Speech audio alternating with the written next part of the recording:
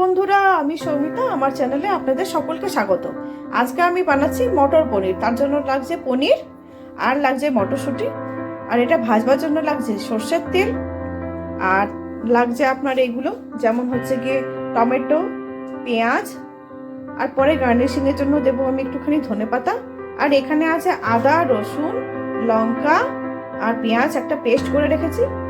আর পনিরটা কাটবার জন্য আমার এই মুহূর্তে লাগবে একটা ছুরি, যেটা এবার আমি দিয়ে পনিরটা কাটবো। তো পনিরটা কেটে নিই একটু। বন্ধুরা, পনিরটা এরকম চৌকো চৌকো করে কেটে নিয়েছি, আর দিয়ে দিয়েছি একটু ময়দা, যে ময়দা দিলে একটু কোটিং এর মতন কাজ করে। আর এবার একটুখানি নুন মাখিয়ে দেবো।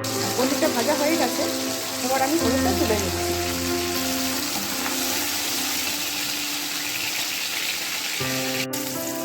পেঁয়াজটা ভাজতে দিয়ে দিলাম।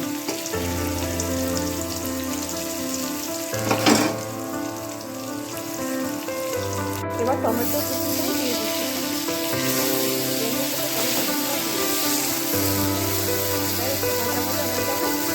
যখন একটুখানি জলটা ছেড়ে বেরিয়ে যাবে, তখন এর মধ্যে আস্তে আস্তে করে বাটা মশলাগুলো দেবো।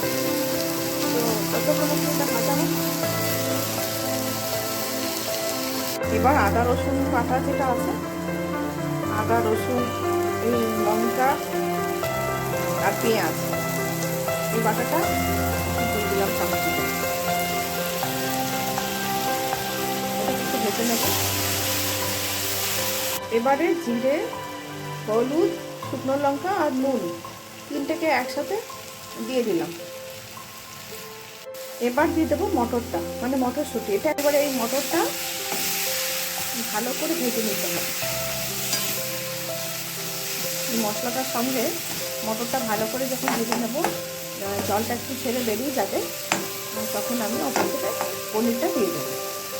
এবারে এই যে পনির ভেজে রাখা পনিরটা, এটা ওপর থেকে আমি দিয়ে দিচ্ছি। অল্প একটু একটু ময়দার পুরোগুলো পড়ছে, তো ভালোই হবে, একটা থিকনেস তৈরি হবে। তো পনিরটা আমি দিয়ে দিলাম। এবারে একটু সামান্য জল দেবো মাখিয়ে নেওয়ার জন্য। একটুখানি সস দেবো, হালকা একটু মিষ্টি করার জন্য অল্প একটু করে পরিমাণ মতো একটু সস দিলাম। আর তার সাথে ধনে পাতাটাও এই বেলা দিয়ে দেবো। এই যে ধনে পাতাটা, এটাও দিয়ে দিলাম। এবার একটু নাড়িয়ে চাড়িয়ে নেব। নাড়িয়ে চাড়িয়ে নেওয়ার পরে ওপর থেকে একটু কাজু বাদামটা, মানে কাজু বাদামের পেস্টটা একটু বানিয়ে একটু দিয়ে দেবো।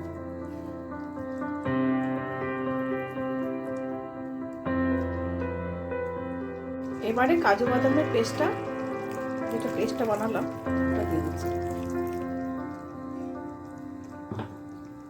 একটু গরম মশলা দিলে ভালো হতো, কিন্তু যেহেতু আমার হাজব্যান্ড খুব একটা গরম মশলা খেতে পছন্দ করেন না, ওই জন্য আমি দিলাম না, স্কিপ করে গেলাম। তো আপনাদের যদি পছন্দ হয়, আপনারা অবশ্যই গরম মশলা দেবেন। তো ফাইনালি এটা এরকম লুক হয়েছে।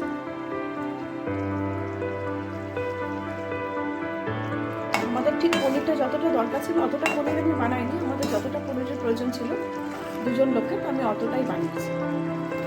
তো ঠিক আছে, এটা একটু ঢেলে নিই। রান্নাটা হয়ে গেছে।